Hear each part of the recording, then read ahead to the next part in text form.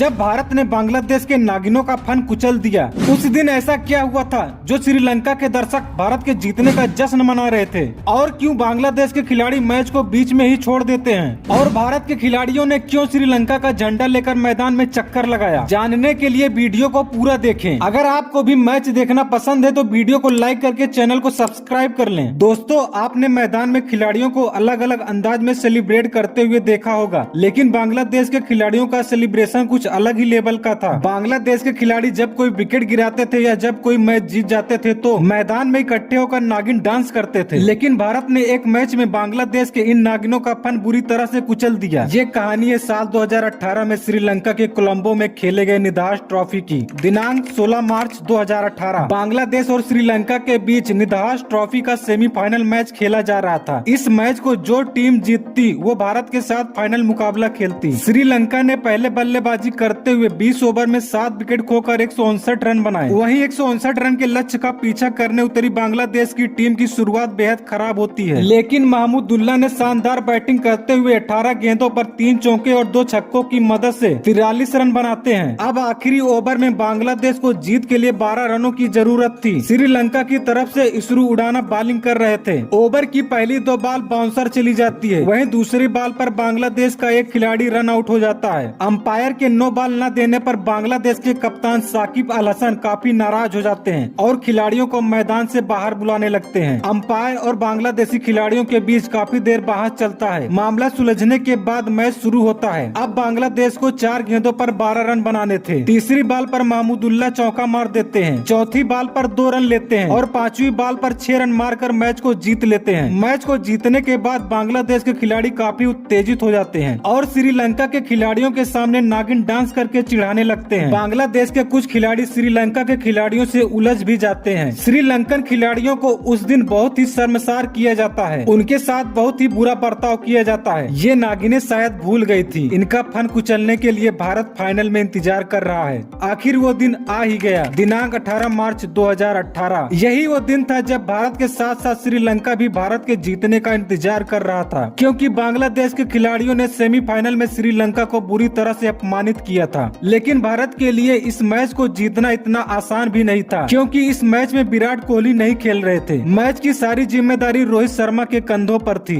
रोहित शर्मा ने टॉस जीतकर पहले फील्डिंग करने का फैसला किया। बैटिंग करने के लिए उतरी बांग्लादेश की टीम की शुरुआत अच्छी नहीं रही। 33 रन के स्कोर पर ही बांग्लादेश ने 3 विकेट गंवा दिए थे, लेकिन रहमान एक छोर पर टिके रहकर रन रेट को मेंटेन रखा और महमूदुल्लाह के साथ मिलकर स्कोर को 100 के पार पहुंचा दिया। शब्बीर रहमान ने आक्रामक पारी खेलते हुए 50 गेंदों पर 77 रन बनाए। वहीं भारत की तरफ से बॉलिंग कर रहे जयदेव उनाडकट ने 19वें ओवर की लगातार 2 गेंदों पर रहमान और रुबेल को आउट कर दिया। उस समय ऐसा लग रहा था कि भारतीय गेंदबाज बांग्लादेश को 150-55 तक सीमित कर देंगे, लेकिन शार्दुल ठाकुर द्वारा फेंके गए अंतिम ओवर में मेहदी ने 18 रन लेकर समीकरण बदल दिया। बांग्लादेश ने 20 ओवर में 8 विकेट खोकर 166 रन का स्कोर खड़ा कर दिया। अब पारी भारतीय बल्लेबाजों की थी। T20 में 166 रन कोई मुश्किल स्कोर नहीं था, लेकिन उस मैच में विराट कोहली जैसा बड़ा बल्लेबाज नहीं खेल रहा था, इसलिए कुछ कहा नहीं जा सकता था। रोहित शर्मा और शिखर ने तेज शुरुआत की। दोनों ने मिलकर भारत के लिए 16 गेंदों पर 32 रन जोड़ दिए, लेकिन तीसरे ही ओवर में साकिब अल हसन ने धवन को आउट करके भारत को पहला झटका दे दिया और अगले ही ओवर में रुबेल ने सुरेश रैना को 0 पर आउट करके भारत को दूसरा झटका दे दिया।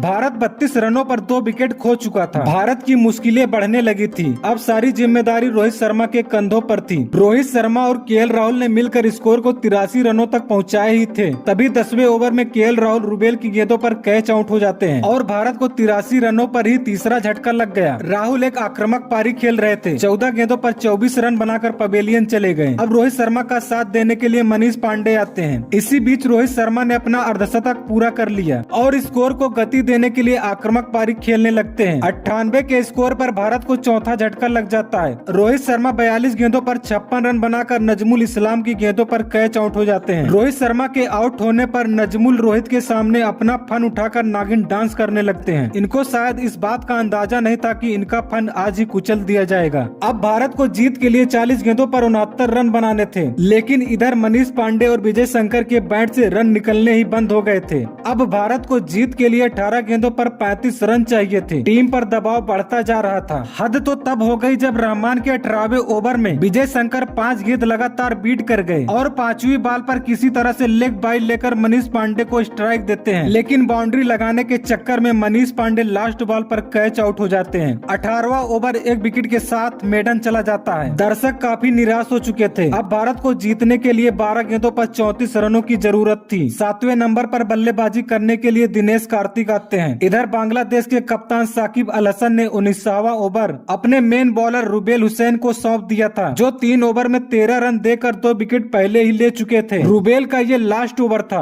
अब मैच को जिताने की जिम्मेदारी दिनेश कार्तिक के कंधों पर थी। कार्तिक ने 19वें ओवर की पहली गेंद पर छक्का जड़ दिया और दूसरी बॉल पर चौका जड़ दिया। छक्के चौके देखकर मायूस हुए दर्शकों में खुशी की लहर दौड़ उठी और उनकी उम्मीद फिर से जिंदा हो गई। लेकिन अभी मैच बाकी था, कुछ भी कहा नहीं जा सकता था। रुबेल की तीसरी बॉल पर कार्तिक ने फिर से छक्का जड़ दिया। अब दर्शकों को विश्वास हो चुका था कि मैच को जीता जा सकता है। वहीं बांग्लादेश के खिलाड़ियों के बीच हलचल मच चुकी थी। चौथी बॉल पर कोई रन नहीं आता है। 5वीं बॉल पर कार्तिक ने 2 रन ले लिया। अब 19वें ओवर की लास्ट बॉल थी और सबको लग रहा था कि कार्तिक स्ट्राइक अपने पास रखेंगे, लेकिन कार्तिक ने लास्ट बॉल पर चौका जड़ दिया और रुबेल के इस ओवर में 22 रन ले लिया। इसी के साथ भारत की जीत की उम्मीदें बढ़ती जा रही थी। अब भारत को जीत के लिए 6 गेंदों पर 12 रनों की आवश्यकता थी। बांग्लादेश की तरफ से अंतिम ओवर सौम्य सरकार लेकर आते हैं और इधर स्ट्राइक पर विजय शंकर मौजूद थे, जिन्होंने मानो गेंद को न टच करने की कसम खा रखी थी। सौम्य सरकार की पहली गेंद व्हाइट चली जाती है। ओवर की पहली गेंद विजय शंकर बीट कर जाते हैं। अब भारत को जीतने के लिए 5 गेंदों पर 11 रन बनाने थे। दूसरी गेंद पर विजय शंकर ने किसी तरह से 1 रन ले लिया। अब स्ट्राइक पर थे दिनेश कार्तिक। कार्तिक ने तीसरी गेंद पर 1 रन लेकर स्ट्राइक विजय शंकर को दे दिया। दर्शक काफी निराश हो चुके थे, लेकिन तभी चौथी बॉल पर विजय शंकर ने चौका जड़ दिया। अब जीत के लिए भारत को 2 गेंदों पर 5 रन बनाने थे, लेकिन तभी बाउंड्री लगाने के प्रयास में विजय शंकर कैच आउट हो जाते हैं। दर्शकों में एक बार फिर से सन्नाटा छा चुका था। समझ में नहीं आ रहा था मैच कौन जीतेगा। कभी भारत का पलड़ा भारी होता तो कभी बांग्लादेश का। अब मैच को जिताने की जिम्मेदारी कार्तिक के कंधों पर थी। मैच को टाई करने के लिए कार्तिक को चौका मारना था और वही मैच को जीतने के लिए छक्के की जरूरत थी। सौम्य सरकार अपनी आखिरी बॉल फेंकते हैं और कार्तिक ने छक्का जड़ दिया। अंतिम गेंद पर कार्तिक ने छक्का जड़कर भारत को एक हारा हुआ मैच जिता दिया। दर्शकों में खुशी की लहर दौड़ पड़ी। भारत से ज्यादा श्रीलंका के दर्शक खुश थे और जश्न मनाते हुए नागिन डांस कर रहे थे। इधर बांग्लादेश के खिलाड़ी अपना फन दुबकाकर जमीन पर बैठ गए थे। श्रीलंका के भयंकर समर्थन को देखते हुए भारत ने श्रीलंका के राष्ट्र ध्वज के साथ मैदान का चक्कर लगाया। यह क्रिकेट इतिहास का एक ऐसा मैच था जब भारत की जीत से भारत से ज्यादा श्रीलंका के खिलाड़ी खुश थे। आखिर खुश भी क्यों ना हो, भारत ने बांग्लादेश के नागिनों का फन कुचलकर श्रीलंका के खिलाड़ियों के अपमान का बदला लिया था।